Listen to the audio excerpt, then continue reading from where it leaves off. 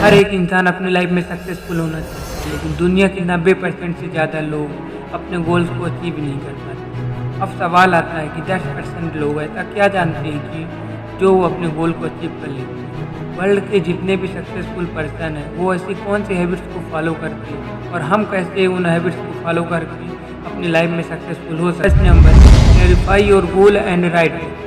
गोल को क्लैरिफाई करना इसलिए ज़रूरी है क्योंकि स्टार्टिंग में जब हम किसी चीज़ में मेहनत करते हैं तो रिजल्ट ना के बराबर है, और जब रिजल्ट नहीं मिलता तो हम लोग गिव अप कर देते हैं क्योंकि हमारे पास कोई स्ट्रॉन्ग रीज़न नहीं होता कि हम उसे क्यों करना चाहते हैं। लेकिन अगर हमारे पास एक परफेक्ट रीज़न रहेगा कि हमें ये करना ही है तो अपने गोल को क्लैरिफाई जब आप करेंगे तो आपको उसमें सक्सेस मिलने के चांस ज़्यादा बढ़े। इसे हम एक कहानी के माध्यम से जानेंगे। एक बार की बात, भगवान बुद्ध अपने कुछ संतों के साथ रामपुर नाम के एक गांव में एक प्रवचन करने के लिए जा रहे हैं। तभी रास्ते में उनको और उनके कुछ संतों को छोटे छोटे गड्ढे खोदे हुए दिखाई। उन गड्ढों को देखकर सारे संत चुप रहे, लेकिन उनमें से किसी एक संत से रहा नहीं और उसने भगवान बुद्ध से पूछा, स्वामी जी रास्ते में इतने गड्ढे क्यों हैं?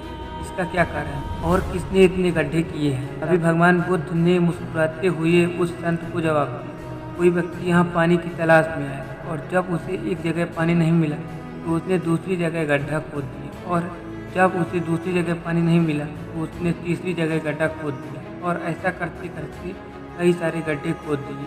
अगर वो अलग अलग गड्ढे खोदने की बजाय अपनी सारी ऊर्जा एक जगह पर लगाता तो शायद उसे पानी मिल जाता।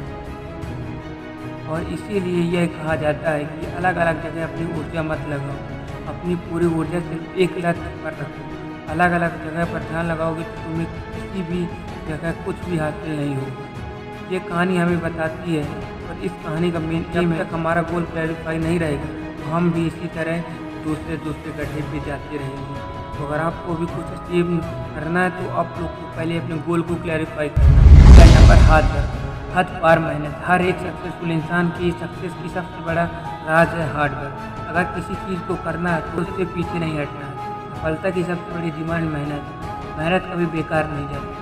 हम अपने काम को जितनी मेहनत के साथ करेंगे हमें उसी तरह सक्सेस मिलेगी। लेकिन अगर हार्ड वर्क करने के बाद भी सक्सेस नहीं मिल रही तो पेशेंस रखें। आप अपना 100% दोगे तो आपको सक्सेस जरूर मिलेगी। Third number, small change. अब यहाँ पर मैं स्मॉल चेंज लाने के लिए क्यों कहूँ? दोस्तों, ऐसा आपके साथ कितनी बार हुआ कि हम अपने गोल को जल्दी अचीव करने के लिए बड़े बड़े एक्शन एक साथ ले लेते हैं और फिर कुछ दिन बाद उनको गिव अप कर देते हैं क्योंकि हमारा माइंड जो है वो, अगर हमारे अंदर से मोटिवेशन नहीं आता है तो हमारे गिव अप कर ही देंगे। इसीलिए अगर आप स्मॉल चेंज लेंगे तो आपको माइंड को भी पता नहीं चलेगा, आप अपने माइंड को भी चीट कर देंगे और धीरे धीरे आपकी वो स्मॉल चेंज हैबिट्स बन जाएगी। तो एक साथ कोई भी स्टेप ना लें जिससे आप गिव अप कर दे बाद में, लेकिन अगर स्टेप छोटे छोटे लेंगे तो आप उसमें गिव अप नहीं करेंगे, इसमें ज़्यादा। Fourth number, believe in your. बिल्कुल इंसान अपनी रिस्पॉन्सिबिलिटी खुद लेते हैं, वो किसी के ऊपर डिपेंड नहीं रहेंगे। अगर कोई काम उन्हें करना है तो वो करते हैं, चाहे फिर उसमें फेल हो जाएं या पास हो जाएं। तो आप भी अपने काम की रिस्पॉन्सिबिलिटी खुद लीजिए। जब आप अपने काम की रिस्पॉन्सिबिलिटी खुद लेंगे